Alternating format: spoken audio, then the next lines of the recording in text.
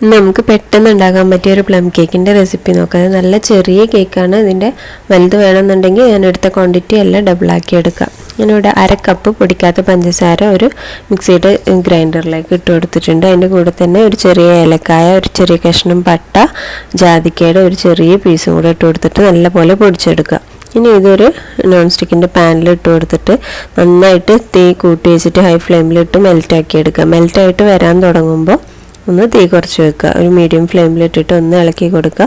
നല്ലപോലെ പഞ്ചസാര ഫുള്ള് മെൽറ്റായിട്ട് നല്ല ഗോൾഡൻ കളറായിട്ട് വരണം. ഗോൾഡൻ കളറായിട്ട് നന്നായിട്ട് തീ കൂട്ടിയിട്ടുണ്ടെങ്കിൽ പെട്ടെന്ന് കരിഞ്ഞു പോകും. അപ്പോൾ നല്ല ഡാർക്ക് കളറും ആവും, കേക്കിനൊരു കയ്പ്പ് രസം വരും. അപ്പോൾ മീഡിയം ഫ്ലെയിമിലിട്ടിട്ട് ഒന്ന് നന്നായിട്ട് അലിയിച്ചെടുക്കുക. അപ്പോൾ നല്ല ഗോൾഡൻ കളറായിട്ടുണ്ട്, നല്ല മെൽറ്റായിട്ട് വന്നിട്ടുണ്ട്. ഇനി ഇതിലേക്ക് ഒരു 1/4 കപ്പ് വെള്ളം ഒഴിച്ചു കൊടുക്കുക. വെള്ളം ഒഴിക്കുമ്പോൾ കുറച്ച് സൗണ്ട് ഉണ്ടാവും. അതുപോലെ തന്നെ അതിൻ്റെ മുകളിൽ കുറച്ച് കട്ട പോലെ കെട്ടിക്കിടക്കും. ഇനി ഇതൊന്ന് ചെറിയ ഫ്ലെയിമിലിട്ടിട്ട് നന്നായിട്ട് മെൽറ്റ് ആവുന്നത് വരെ, ഈ കട്ട കെട്ടിയതൊക്കെ ഒന്ന് മെൽറ്റായി വെള്ളം പോലെ ആവുന്നത് വരെ ലോ ഫ്ലെയിമിലിട്ടിട്ട് കുക്ക് ചെയ്തെടുക്കുക. എന്നിട്ട് തീ ഓഫ് ചെയ്യുക. ഇനി ഇത് നന്നായിട്ട് ഒന്ന് ചൂടാറാൻ വെക്കണം. ചെറിയ ചൂടുണ്ടായിക്കോട്ടെ, നല്ലപോലെ തണുക്കണ്ട. ചെറിയ ചൂടുണ്ടായിരിക്കുമ്പോൾ അതിലേക്ക് 2 ടേബിൾ സ്പൂണ് ഓയിൽ എടുത്തിട്ടുണ്ട്. അല്ലാന്നുണ്ടെങ്കിൽ മെൽറ്റഡ് ബട്ടർ ഒഴിച്ച് കൊടുക്കുക. പിന്നെ 1 table spoon fresh orange juice എടുത്തിട്ടുണ്ട്. അതില്ലാന്നുണ്ടെങ്കിൽ കുറച്ച് വെള്ളം ഒഴിച്ച് കൊടുത്താൽ മതി, 1 ടേബിൾ സ്പൂണ്.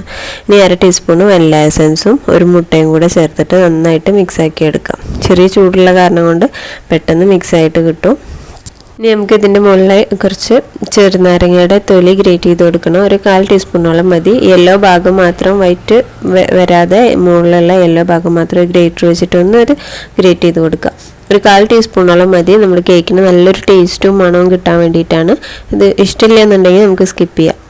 ഇനി ഇതിൻ്റെ മുകളിലായിട്ട് അരിപ്പ് വെച്ച് കൊടുത്തിട്ട് ഡ്രൈ ഇൻഗ്രീഡിയൻസ് ആഡ് ചെയ്ത് കൊടുക്കുക. ഒരു 3/4 ടീസ്പൂൺ ബേക്കിംഗ് പൗഡർ, ഒരു നുള്ള് ബേക്കിംഗ് സോഡ, ഒരു നുള്ള് ഉപ്പും, ഒരു 3/4 കപ്പ് മൈദയും കൂടെ ഇട്ട് കൊടുത്തിട്ട് നന്നായിട്ട് അരിച്ചെടുക്കുക.